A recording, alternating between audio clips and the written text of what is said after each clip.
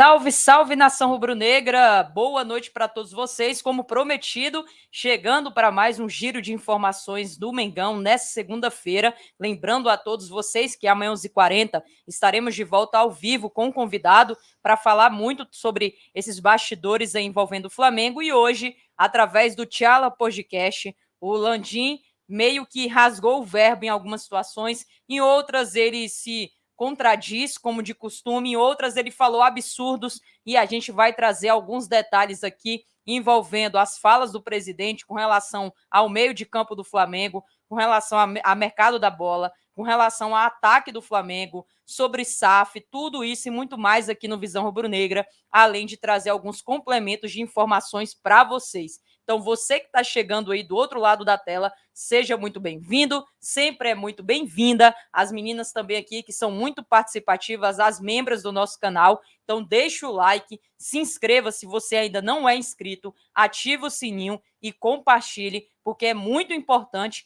a sua participação de maneira direta e indiretamente aqui no Visão Rubro-Negra, tá? Vamos lá. Primeiramente, o Landim foi perguntado sobre qual é o maior erro da sua gestão de 6 anos de Flamengo. E ele deixou bem claro que de todas as decisões tomadas através da sua gestão, a que ele considerou mais errônea foi buscar um técnico indicado pelo Guardiola. Eu achei isso aqui inacreditável, porque o Domenech pode não ter sido o melhor treinador do mundo, ele pode não ter sido ali talvez o mais capacitado para isso, mas está longe de ser o maior erro da presidência, ainda mais está longe de ser a pior escolha, né, para treinador desses últimos anos. Aí ele foi perguntado também sobre o dirigente Marcos Braz, e olha só o que o Landim falou sobre o Marcos Braz. Eu quase caí da cadeira, abre aspas. Considero o Marcos Braz, dentre todas as pessoas que já conheci no futebol brasileiro,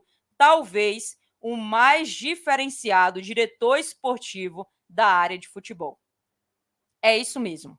Amanhã eu vou destrinchar na nossa live, juntamente com o nosso convidado, sobre muita coisa que foi falado e complementado, mas o Landim deixou claro que o Marcos Braz é o cara mais diferenciado na pasta de futebol que ele já conheceu.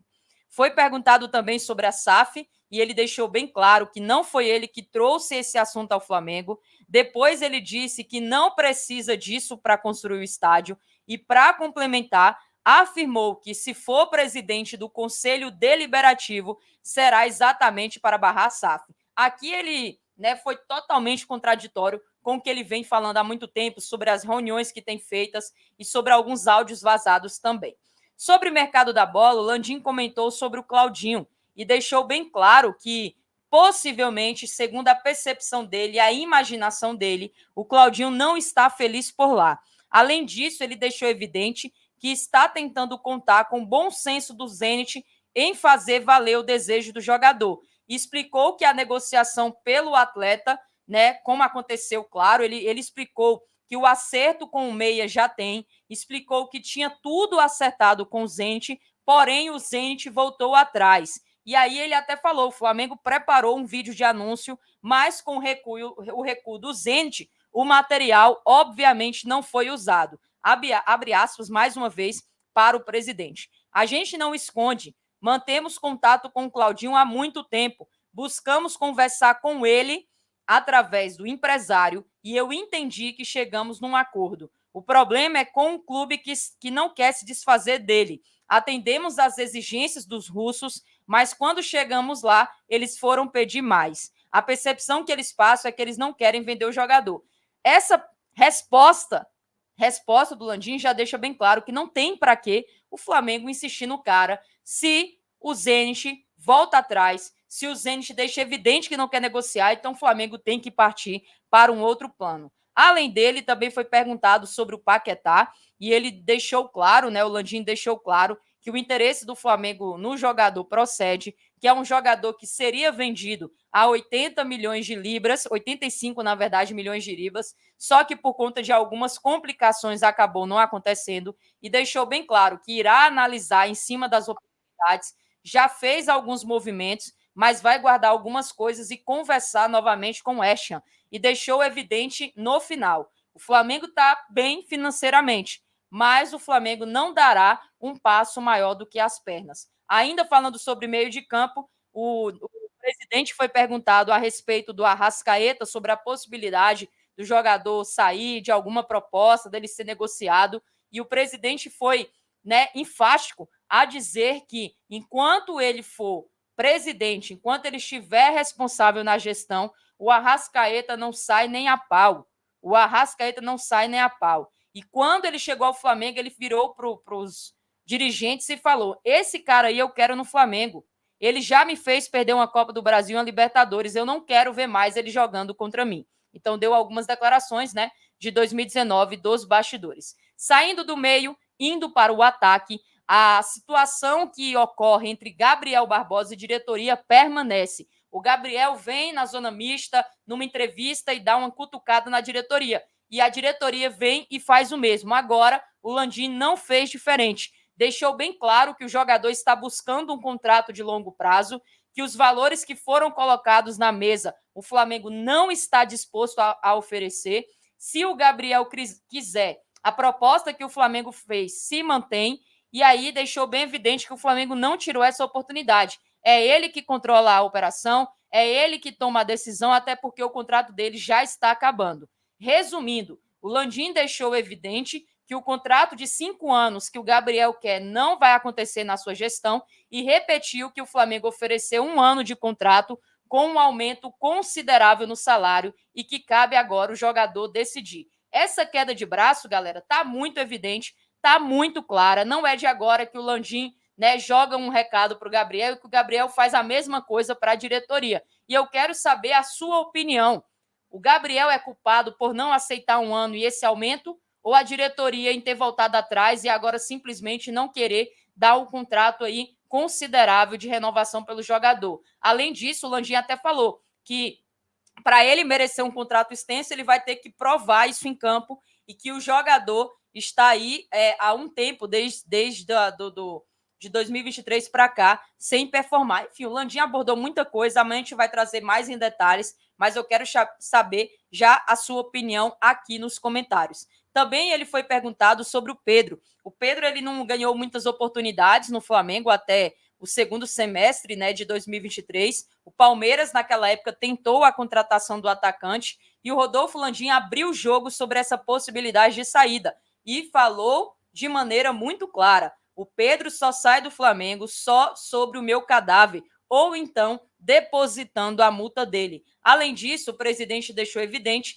que nunca foi cogitada a saída do Pedro, mesmo em momentos que ele estava embaixo, que a Leila Pereira demonstrou interesse na época e ele falou na frente de todos os outros presidentes, né, que não vai sair de forma nenhuma, a não ser que a multa dele fosse depositada. O Palmeiras, naquela época, ofereceu um aumento ao atacante e cerca de 110 milhões de reais ao Flamengo, e o Rodolfo Landim recusou qualquer investida de maneira imediata, deixando claro que a multa dele é 100 milhões de euros, na casa dos 535 milhões de reais nessa cotação atual. Além disso, o presidente também, nessa atual gestão ainda, também comentou sobre a questão de adquirir, né, o clube, um plano B, vamos dizer assim, que é o Leixões, lá na Europa, em Portugal. E ele falou que a negociação está acontecendo e que já está acontecendo em processo avançado. É a segunda divisão de Portugal, por isso que eles acabaram de levar o Everton de forma independente. Deixou claro que, se for mais adiante, vai levar alguns detalhes para aprovação do Conselho Deliberativo, e tem uma equipe em Portugal que faz parte da atual gestão do Flamengo envolvido. Isso porque o rubro-negro entende que um clube na Europa facilitaria todos os aspectos financeiros, marketing e também esportivos. Sendo assim, o Flamengo tenta adquirir a SAD, né, que é a Sociedade Anônima Desportiva dos Leixões, que é uma espécie de SAF dentro das leis portuguesas.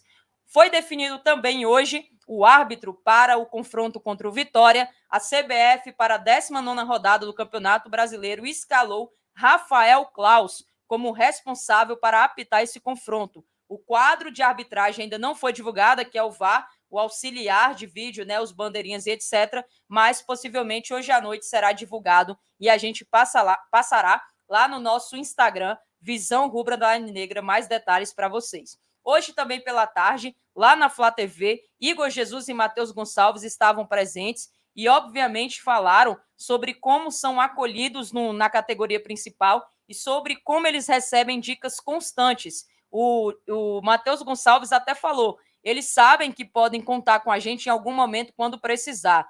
Passam bastante dicas. Davi já viveu muita coisa, Gerson dá muito conselho, Luiz Araújo, que é da minha posição, Arrascaeta, quando eu era mais novo, eu era igual você, tem que fazer isso, tem que fazer aquilo, e eles estão falando para a gente, então a gente abraça as dicas. E o Igor Jesus complementou, além das informações que eles passam, é a forma como nos deixam à vontade para fazermos o que sabemos de melhor, com responsabilidade. No meio-campo, falam muito com a gente, domínio orientado, dá uma olhada antes, né, para não receber pressionado, e tudo isso é muito importante. Então a gente sabe que os caras experientes ali do Flamengo estão no dia a dia passando muitas informações para essa garotada, porque sim, assim como o Flamengo precisou na Copa América, possa ter em outros momentos que o Flamengo também precise desses garotos mais uma vez. Tem ainda bastante coisa para a gente conversar, mas amanhã tem a nossa live juntamente com vocês do chat ao vivo, 11h40, e eu espero todos aqui no canal Visão Rubro-Negra. Não se esqueça de opinar,